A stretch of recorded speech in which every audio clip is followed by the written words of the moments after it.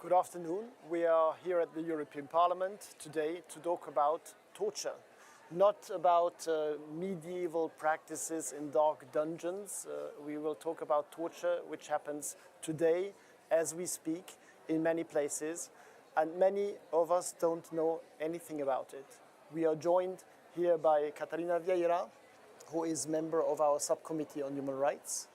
And our other guests are Gabi from Venezuela and Shafi from Afghanistan.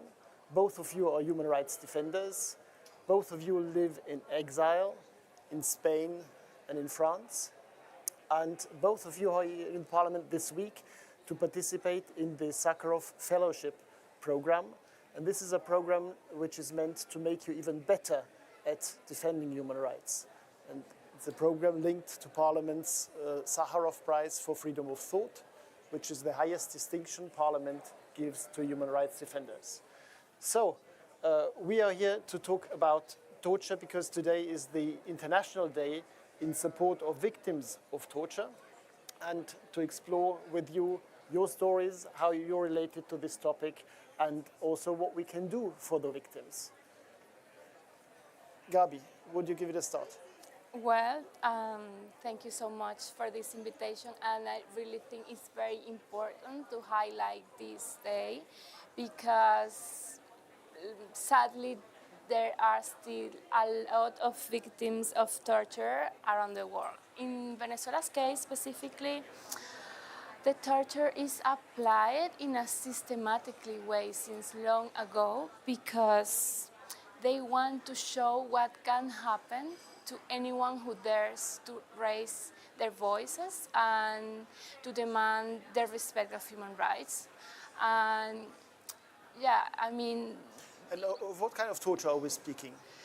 Yeah, well, by one side we have like the classical arsenal of tortures, physical tortures as drownings, asphyxiation, beatings, but regardless that these practices are well known in the dictatorship in Venezuela, they have also developed new ways of torture that can't be that don't leave any track on the body of the person. So how would this work in practice? You're speaking of a torture which one could not see. So we have also international mechanisms to monitor practices of torture. So inspectors would come to prisons to check how the inmates are treated. What would they see when they come to Venezuela? Yeah, absolutely. These kind of tortures are psychological.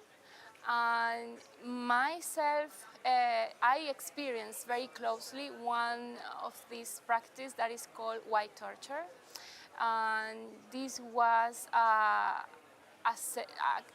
group of cells underground in the main headquarters of the intelligence services. They were only 7 cells that didn't have any window, so the people in there couldn't see the sunlight never. They lose their notion of time.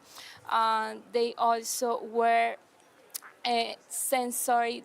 suffered sensory deprivation of colors and sounds. They were continuously exposed to artificial light, so it's going to be in nowhere. You know, like you are, there is no time, there is no life in there.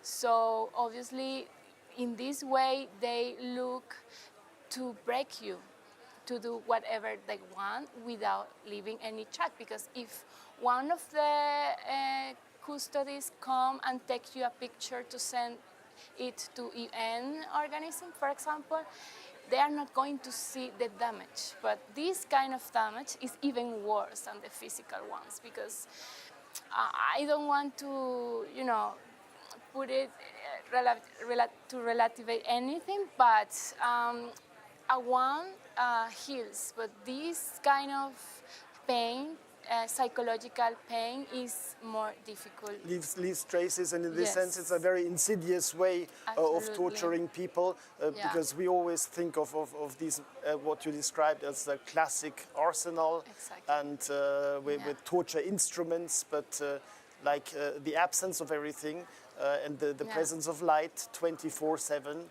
in a white cell, this is why it's called white torture, can equally be a very, very cruel form.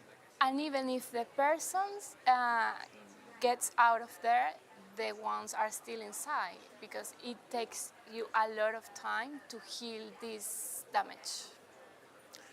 Turning to Shafi, how does torture look like in Afghanistan from your experience? Well, Stephen, I'm talking on behalf of a country that the half of the population right now, they are subjected with mentally torture every single day. Even right now, we are in here, we are talking about it, but in a part of the country, something is happening.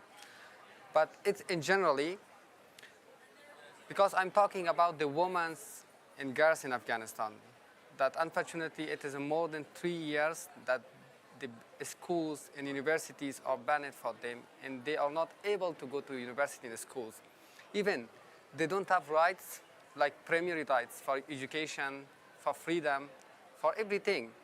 They are every day living with this kind of mentally torture. But if I'm coming to especially the kind of torture in Afghanistan, the Taliban are using like maybe 4 or 5 kind of this torture, but 3 of them is more popular and they are using it a lot. The first is whipping. So it's using a lot by the Taliban and everywhere. Every day, like we have, because I'm a journalist and I'm in contact with the people, I'm a human rights defender as well, and I know about the current situation very well. So every day we have this kind of news that in somewhere in Afghanistan the Taliban's whipping the people, and they are asking for the other people to come and watching them. The second thing, or the second kind of the torture in Afghanistan, it's stunning, unfortunately, that it's happened in somewhere. And the third is, I can say that it's electronic shocking, that it's subjected to the former soldiers in Afghanistan, to the human rights activists, and also to many other people. For example, a few months ago, I had an interview with Julia Parsi, and she is a protester woman that she was spent like more than 1 month in prison of the Taliban.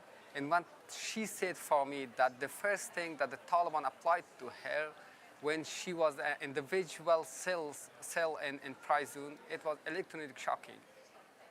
So they have their own ways that how to do it, but this is the first thing that when somebody is came in the prison of the Taliban. And the second thing that it is really hard her that when she was talking about it with me, it was about the videos that the Taliban are capturing from her, like forced her to say something in front of the camera. It's a kind of torture that the Taliban is doing with the women protesters in Afghanistan. But this is something that it's happened right now in Afghanistan, and unfortunately, like it's difficult to go inside the prison of the Taliban to know that what is like. So this is something that we all know about it. This is also part of your work as a human rights defender and a journalist, to bring these cases to the forefront. Exactly. And tell people what is happening. Exactly, but what we need to, if we have this permission, or if like everybody have this permission inside the country, those who are involved in these kind of situations, that to have access to the prison of the Taliban to see what is like those tortures that we don't know about it.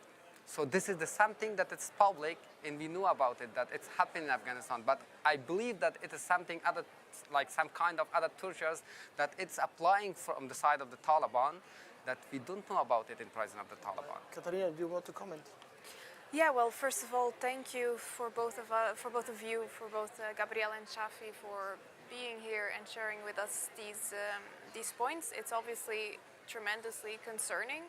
And unfortunately, in my role in the Human Rights Subcommittee, I see that torture continues to be a huge issue, not only in Venezuela, not only in Afghanistan, but a little bit all over the world, to be honest. We see this very unfortunate trend of shrinking civic space, in which more and more authoritarian regimes are persecuting the people in their country. So whether that is environmental defenders, whether that is the trade unions, whether that would be the journalists or student protesters or whoever it is, there are more and more arbitrary arrests or enforced disappearances, and people are taken into jail, and many times there's horrible conditions, and torture can also be one of the things that is used exactly to try to silence the population and to try to make sure that people stay off the streets and stop the protest.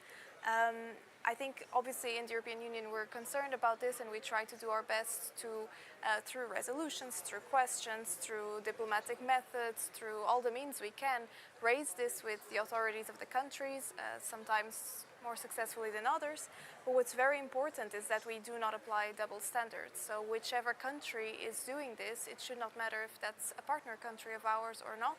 And oftentimes it can be harder to get a very firm commitment from either the European Parliament or the European Union, the Commission or the Member States, to really be critical of countries with which we have close ties, in which we are linked through trade, or we have economic interests.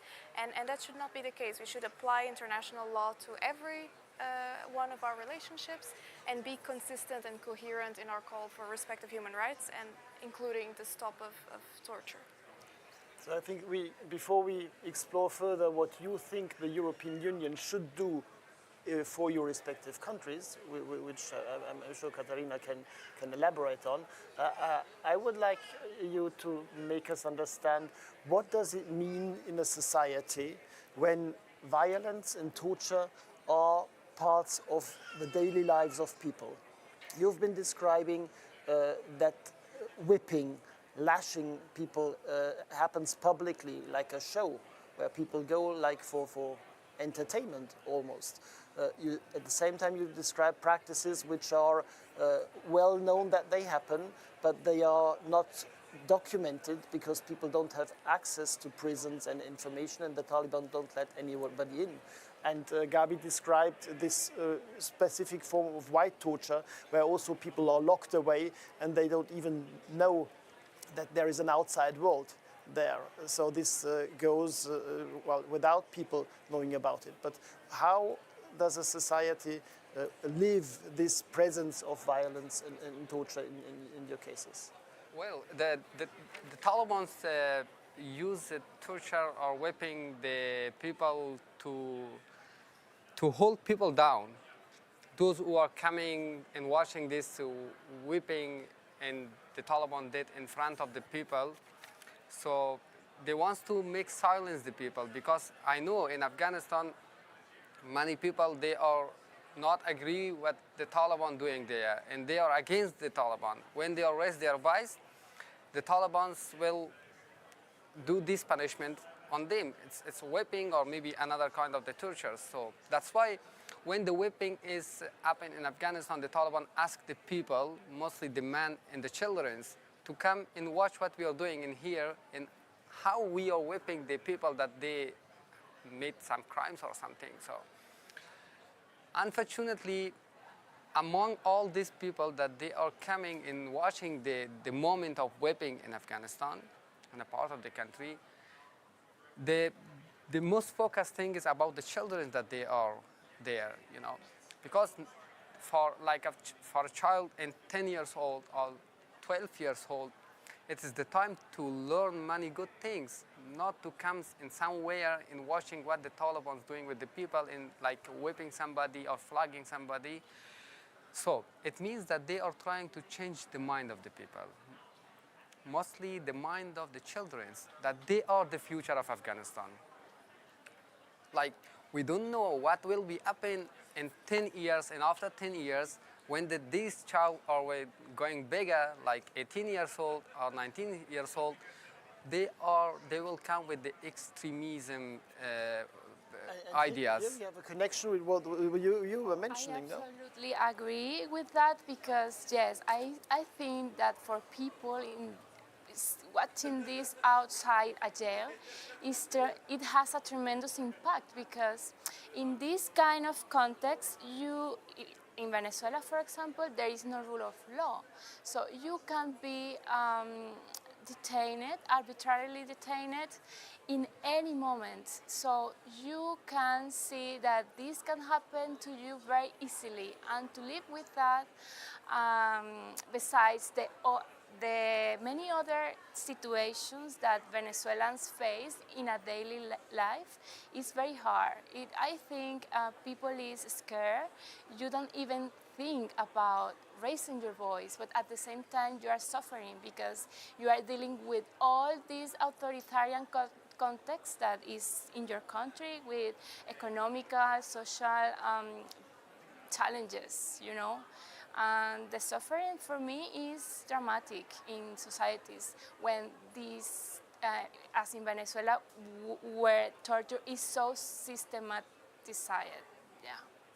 So what would be your requests? What should the international community, what should and can the European Union do? What would you ask the European Union to do for Afghanistan, for Afghan women and for human rights in Afghanistan? As a human rights defender and as a journalist, it is very important to talk about the current situation and mostly about what the Taliban doing inside the country right now with the women and also with the children, with everyone, with everybody, to talk everywhere about it. For example, we are in here in front of the camera, we are talking about the current situation, we are talking about the torture in Afghanistan. It is too much, and we really need it, because when we are talking about the current situation, it means that we are not forget the people of Afghanistan. We are not forget the women of Afghanistan. And we are thinking about them. And we are trying to raise their voices. That's okay that in Afghanistan they don't have this right to raise their voice. Even they come many times to on the streets and raise their voices. But at the end, the Taliban shoot it on them, arrested them, or many other things. But we are in here in a safe place, and we can do many things for them. The EU can do a lot of things because the EU you are a member of the parliament and you have your plenary sessions every month. I think, if I'm not wrong, if like in one of them, every time you talk about the current situation, about the torture, about what are the women currently surviving in Afghanistan and their experience and everything, that's everything for the women. And it means that you and all other organizations not forget the women of Afghanistan. So one thing. The second thing, as a journalist, I'm in contact with the people of Afghanistan, and I know the story of the woman who was in prison of the Taliban. We are documented all these stories. Maybe it's gonna be like a collaboration between me as a human rights defender and the members of the parliament in here to just send all these stories for them, and then it will be a documented story in here in EU that these women have this kind of experience in Afghanistan. I think the third thing that we can do in here to have panels, as EU did it many times before about Afghanistan. Maybe it's not possible amount one time, but in a 2 months, 3 months one times to talk about the current situation, it will be good that we can come with update news in here and talk about the situation. And also, the EU, because the EU delegations, they are in Afghanistan and they are actively working with there, and they are in contact with the Taliban, of course. They can force the Taliban to stop this torture inside the country. Like whipping somebody in front of many people, it's a crime. And it's always like doing by the side of the Taliban. Maybe if it's possible that the EU forced the Taliban to just stop this. It's okay that what's going on inside the prison of the Taliban, and it's not possible for us to go inside and see what's going on, but what's in public, we can do something to stop this in there. Yeah, I think these three things that may be possible to do it like urgently, but there's something else that maybe in the future we can talk about it. Gabi, what will be the requests from the Venezuelan perspective? What should the EU do? Well, first, I am agree with you that the human rights issue in Venezuela and in many places has to be approached since a critical way, because I think right now we are seeing in the war in general a lot of polarization, have a negative impact in the discussion of human rights. So my first request would be like to help us, the civil society, to keep pushing to the different political groups to maintain a critical eye on the situation. And I think another thing that is very powerful is to keep supporting the victims and the NGO to raise their voices, because sometimes we Venezuelans feel lost because we don't know what else to do. It has been 25 years with this dictatorship, but I believe that as long as there is still people that who dares to continue raising their voices, we are going to have hope. So if an institution like this can keep supporting victims, NGOs, civil society to organize and to have a voice that is heard whenever they want, they could, it's going to be hope for us.